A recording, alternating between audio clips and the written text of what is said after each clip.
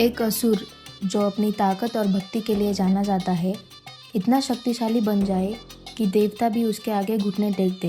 क्या होगा अगर वो तीनों लोगों का स्वामी बनकर देवताओं को उनके ही स्वर्ग से बेदखल कर दे? क्या भगवान विष्णु जो सृष्टि के पालन करता है, शक्ति के बल पर इस असुर को पराजित करेंगे, या फिर वो स्वयं उस असुर के साथ पाताल लोक में रहने चले जाएंगे?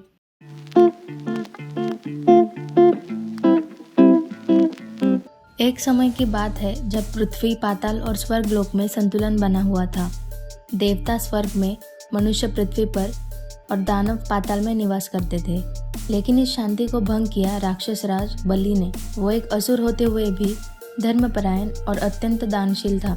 उसने कठोर तपस्या करके भगवान ब्रह्मा को प्रसन्न कर लिया और उनसे वरदान मांगा। ब्रह्मा जी उसके तप से इतने प्रसन्न हुए कि उन्होंने उसको वरदान दिया कि वो युद्ध में अजय रहेगा। देवता उसका कुछ नहीं बिगाड़ पाएंगे और वो तीनों लोकों पर शासन कर सकेगा। इस वरदान के कारण बलि का आत्मविश्वास बढ़ गया।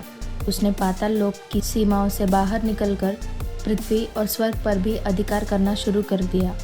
देवताओं को पराजित कर उसने इंद्रलोक को अपने कब्जे में कर लिया। त्रिलोक में अब केवल बलि का साम्राज्य था। स्वर्ग से निष्कासित होकर इंद्रदेव और अन्य देवता चिंतित हो गए। वो भगवान विष्णु की शरण में पहुंचे। विष्णु जी ने उनकी समस्या को गंभीरता से सुना, लेकिन वो जानते थे कि बलि केवल शक्ति के बल पर पराजित नहीं हो सकता। उसके पास ब्रह्मा जी का वरदान था और वो एक धर्मपरायण राजा भी था। इसलिए विष्णु जी ने योजना बनाई बलि के अहंकार और उसकी दानशीलता को उसके विरुद्ध ही प्रयोग करने की। भगवान विष्णु ने एक छोटे ब्राह्मण बालक का रूप धारण किया और बलि के यज्ञ स्थल पर पहुंच गए।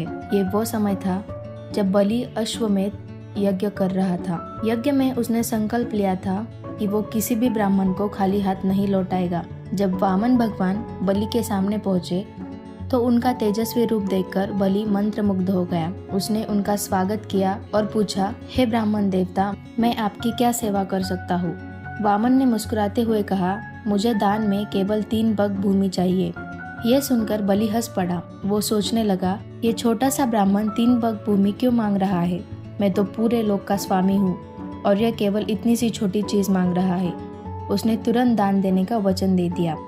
लेकिन बलि के गुरु शुक्राचार्य ने उसे सावधान किया। उन्होंने कहा, यह कोई साधारण ब्राह्मण नहीं है, यह स्वयं भगवान विष्णु है। वो तुम्हारे साम्राज्य को छीनने आए हैं। बलि ने शुक्राचार्य की बात सुन ली, लेकिन उसने उत्तर दिया, यदि यह भगवान विष्णु है तो मैं और भी अधिक सौभाग्यशाली हूँ कि मुझे उनके लिए कुछ करने का अवसर मिला और मैं अपने वचन से पीछे नहीं हट सकता। जैसे ही बलि ने दान की स्वीकृति दी, वामन भगवान ने अपना विशाल रूप धारण कर लिया। उनका आकार इतना बड़ा हो गया कि उनका सिर आकाश को छूने लगा।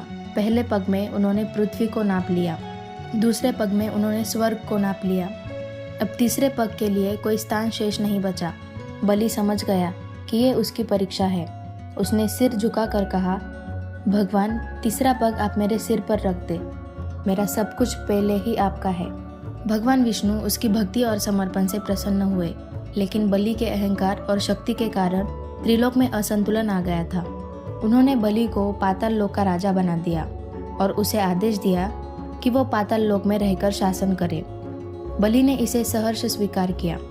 बलि ने भगवान विष्णु से एक विनम्र प्रार्थना की, हे प्रभु, क्या आप मेरे साथ पाताल लोक में निवास करेंगे? आपकी उपस्थिति से पाताल लोक भी स्वर्ग के समान हो जाएगा। भगवान विष्णु ने उसकी भक्ति स्वीकार कर ली और पाताल लोक में रहने के लिए सहमत हो गए। भगवान विष्णु के पाताल लोक में रहने से माता लक्ष्मी बहुत व्यथित हुई। उन्हें अपने स्वामी के बिना वैकुंठ सूना लगने लगा। तब उन्होंने एक योजना बनाई। लक्ष्मी माता ने एक साधारण स्त्री का रूप धारण किया और बलि के पास पहुंच गए। उन्होंने कहा, हे राजा बलि, मेरा कोई भाई नहीं है, क्या आप मुझे अपनी बहन मानेंगे? बलि ने उनके प्रेमपूर्ण शब्दों को सुनकर उन्हें अपनी बहन स्वीकार कर लिया। लक्ष्मी ने बलि को राखी बांधी और बदले में एक वरदान मांगा। जब बलि ने पूछा कि वो क्या चाहती है, तो लक्ष्मी जी ने उत्तर दिया, मैं चाहती हूँ कि आप मेरे पति भगवान विष्णु को वापस वैकुंठ लौटने दें। बलि ने अपना वचन निभाते हुए भगवान विष्णु को मुक्त कर दिया। इस तरह भगवान विष्णु बलि की भक्ति और माता लक्ष्मी की चतुराई के कारण पाताल लोक से मुक्त हो गए। इस कहानी में न केवल त्रिलोक के संघर्ष की गुण सुनाई देती है, बल्कि यह धर्म, भक्ति और त्याग का गहरा संदेश भी देती है। राक्षस राज बलि अपनी शक्ति और अहंकार के बावजूद अपनी दानशीलता और वचनबद्धता के कारण इतिहास में अमर हो गए। भगवान विष्णु ने अपनी बुद्धिमत्ता और करुणा से यह दिखाया कि अहंकार का अंत भले हो, लेकिन सच्ची भक्ति और समर्पण कभी व्यर्थ नहीं जाती।